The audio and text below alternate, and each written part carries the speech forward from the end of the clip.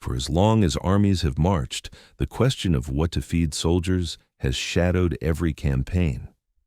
Behind the roar of battle lies a world of tinned meat, hardtack biscuits, and countless makeshift meals, because an army truly does march on its stomach. Military rations have transformed over centuries, from crude bread and salted beef to today's engineered meal packs. These changes mirror advances in food technology and the evolving logistics of war.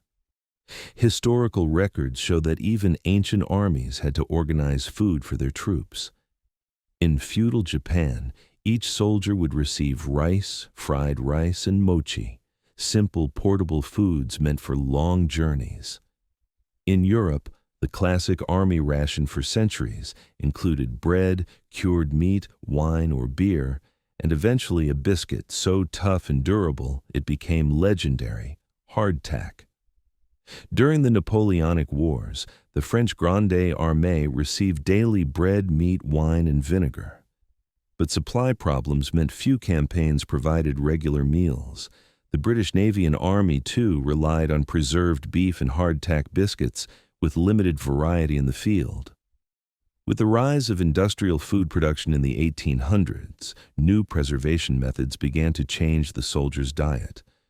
During the American Civil War, both Union and Confederate troops carried hardtack, salted pork or beef, coffee, and sometimes sugar or dried fruit. Canned foods started appearing, giving a small but important break from monotony. Russian soldiers during this era lived on cabbage soup, buckwheat kasha, and rye bread. In the Japanese Imperial Army, rice was the staple, often mixed with barley to prevent disease, alongside miso, soy sauce, and dried fish whenever possible. Trench warfare in World War I created new challenges and the need for reliable, portable food. In the British trenches, bully beef, canned corned beef, and hard biscuits became infamous. The U.S. Army's reserve ration featured canned meat and bread. The iron ration, meant as emergency food, was packed with chocolate, beef powder, and biscuit, dense in calories and sealed for long storage. World War II marked a golden age for military rations. American C rations provided soldiers with about 3,700 calories per day in 3 canned meals: meat stews, beans, cheese, biscuits, instant coffee, chocolate, gum, and even cigarettes. K rations, made for mobile units, came as compact meal boxes containing canned meat, crackers, cheese, candy, powdered drinks, and cigarettes. Lightweight but less filling, they sustained parachutists and tank crews on fast-moving fronts. In the British military, the 14-man compo ration was distributed to squads, with a week's supply of tinned meats, jams, puddings, beans, sausages, and biscuits, all packed in wooden crates.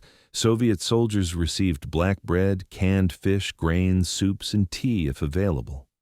For the German Wehrmacht, rye bread, tinned meat, and ersatz coffee were mainstays, sometimes, supplemented by chocolate or cheese.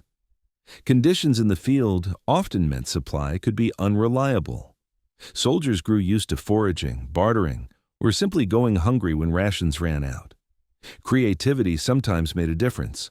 Troops might cook in their helmets, warm beans over engine blocks, or trade rations between units for something different to eat. After World War II, military ration design shifted to prioritize weight, portability, and nutrition. The Korean and Vietnam Wars introduced innovations like long-range patrol rations, freeze-dried, high-calorie pouches that special forces could carry deep into enemy territory. These meals required only water for preparation, saving critical space and weight. During this period, traditional canned rations like the C ration remained in use, but were increasingly phased out in favor of lighter, more compact options. The introduction of meals ready to eat, or MREs, revolutionized field feeding. By the late 1970s and early 1980s, MREs provided a durable, shelf-stable meal sealed in a flexible pouch, capable of lasting years without refrigeration. They included heating elements so soldiers could enjoy hot meals without needing fires or stoves. Modern MREs cater to diverse dietary requirements. Options now include vegetarian, halal, kosher, and allergy-friendly meals. Efforts continue to reduce packaging waste, improve nutritional balance, and enhance taste while maintaining the rigors of military demands. Today's rations deliver roughly 3,000 to 4,000 calories per day, combining carbohydrates, fats, and proteins needed for sustained physical effort. Despite technological advancements, soldiers' actual experience with rations remains deeply human. Many recount the relief when fresh bread or fruit appeared, or eagerly traded extra chocolate or gum for local delicacies. Improvisation thrived. Heating meals on vehicle engines, adding spices when available, or combining rations from multiple sources to add variety. The stories behind the packs tell of resilience and adaptation, often overshadowed by tales of combat. The search for a hot, palatable meal was as vital as any tactical maneuver.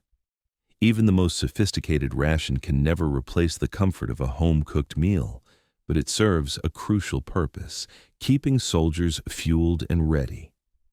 Military rations tell a tale of logistics, nutrition science, and the human need for sustenance amid hardship. They reveal how armies adapt to the challenges of feeding thousands across deserts, jungles, mountains, and cities. Today, military nutrition science continually pushes forward. Rations are tailored for performance and health, sometimes integrating biometric feedback and personalized nutrient mixes. Special forces and astronauts have custom ration packs, often freeze-dried or vacuum-sealed, supporting extreme environments. Comparing rations globally highlights how culture and logistics shape soldier meals. American troops still rely heavily on MREs, valued for variety and reliability. British forces use operational rations combining freeze-dried and canned items. Other countries blend traditional tastes with modern preservation, offering rice dishes, dried fish, and preserved vegetables. Throughout history, feeding armies reflected broader realities of war: the industrial capacity, supply lines, and the strategic importance of nutrition. The simple act of feeding a soldier has often been a decisive factor in military success or failure. Despite all changes, the core truth remains: soldiers need fuel, morale, and comfort to endure hardships.